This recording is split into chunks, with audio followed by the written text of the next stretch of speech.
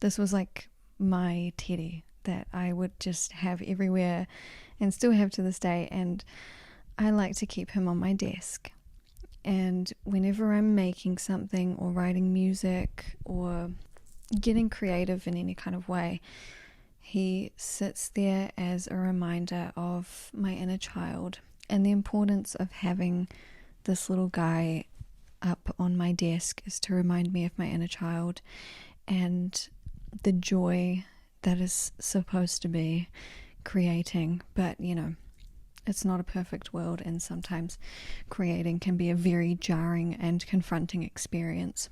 And I feel like people don't really talk about that. They kind of glorify it, and it's sort of this thing that's like, it should be fun for everyone. And it's like, yeah, getting creative, but actually it can be really brutal. It can be a really, really brutal process to get in that headspace, to get in the zone and to create something out of thin air. Before I had sort of gone on this big journey of learning and growing and whatever, through my learning I have understood very clearly that creativity to the scale of the likes of your favorite artist is something that is inherent in all of us, that I think that we oftentimes will separate ourselves from other people. We sort of look at people that have found a lot of success and we're like, oh, well, they're a special case, right? I always felt that way. I'm living proof that that's not the case. I was smoking hard drugs 5 years ago and now I'm living my dream. So I don't know. Anything can happen. It's so silly. Don't do that though. Creating an art and self-expression becomes very glorified if you are on the outside looking in, and you project onto these people like they're so special. They are so special and they have something that I don't, but it's not true. And things like this, teddies from our childhood, things that remind us of being a child, is proof of that. That creativity, more importantly, creativity that connects with your soul and connects with other people's souls, really comes from things like this. It comes from your inner child. Me and my partner would always joke around like writing like emo riffs, and I would just be like, like vocal riffing these emo pop melodies. And it just came so easily because it was so fun and so funny. And I was thinking about that. And I was thinking like, well, I sit down to make music and I'm trying to come up with these compelling sort of melodies to fit on top of my music. But it doesn't hit the same. It doesn't feel the same as when I'm just screwing around and like just making up some silly, pop riff. And so this sort of reminds me that I can have that same fun with something that is serious to me, or a project that's serious to me, or a creation that I'm taking seriously. And oftentimes, if not every time that I've ever done it, what's been produced from it is something that I'm deeply, deeply, deeply proud of, and something that I listen to and I'm like, wow, I can't believe that I made that. Getting in contact with our inner child can be something that becomes increasingly difficult with age. But oftentimes when you talk to older people, they'll always say like, oh, I feel mentally like I'm 20 years old even though I'm 60. And it's like that thing where like you get older and then you realize that nobody actually has anything figured out. But at heart, we are creative beings. We like to play. We like to connect with that creativity and explore and get our hands dirty and do things that set our soul on fire. And I think that can get really buried under the way that our structures and systems work.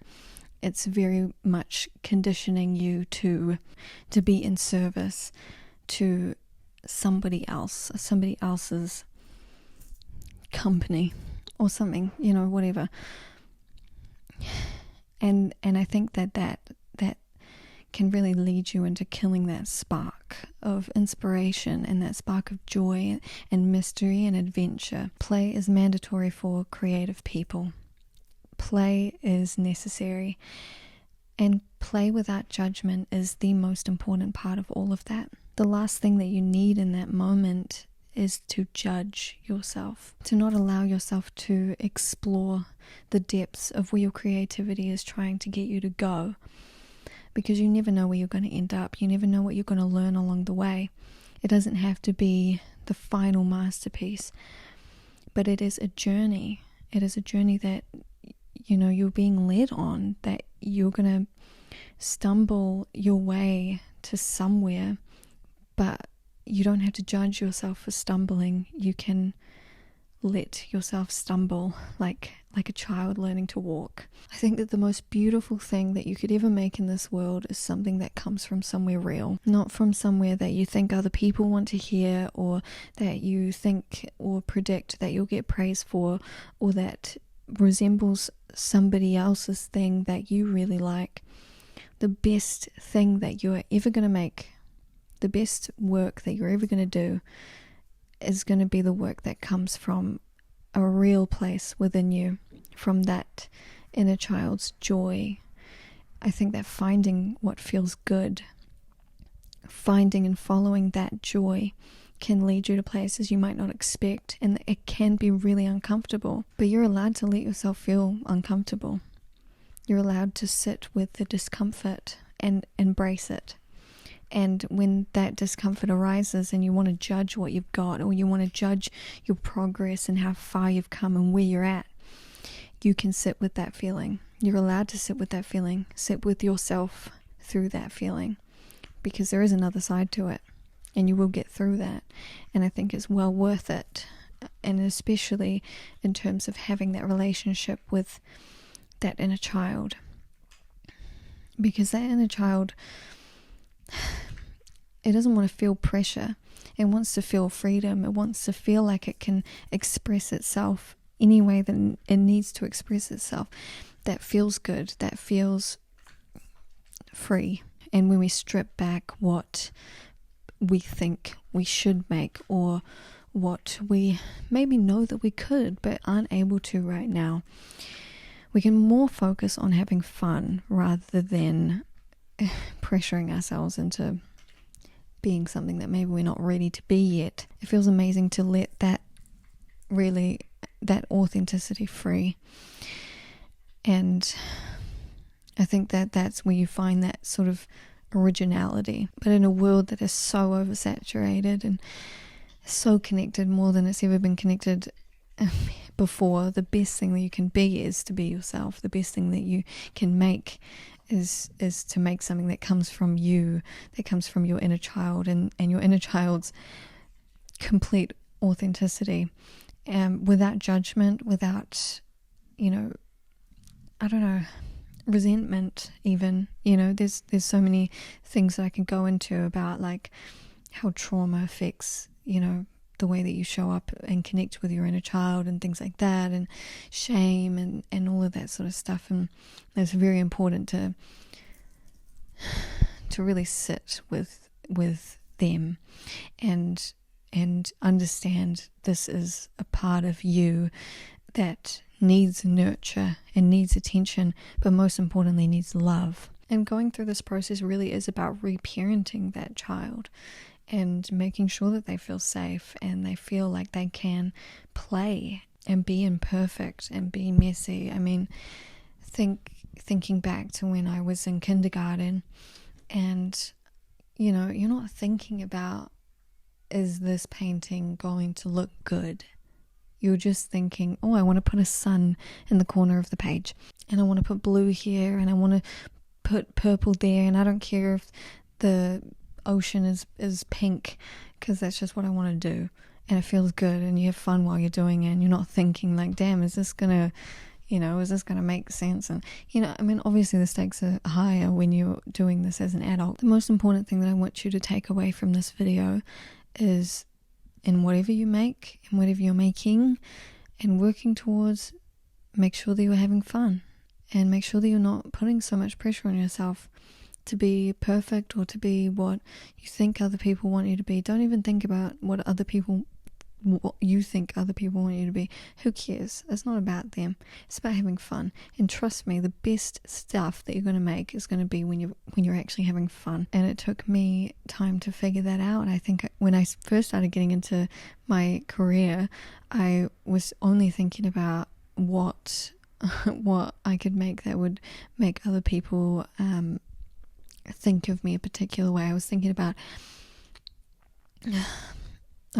fitting myself into a box, and I don't know, like taking things from other people, not even necessarily as inspiration, but like, I don't know, just trying to emulate what I thought would work based off of what I had seen in other people. And it did take a lot of experimenting to find my own voice and to, you know, I have a whole project that I abandoned that has like funk, you know, it's like funk and like, but like also grunge. It's weird, but it was a stepping stone and it didn't feel right, and I had to abandon it because it didn't feel right. And then compare that to now and the music that I'm writing now, and I'm actually having fun, and it's actually coming from the realest places ever come from, and it's the best.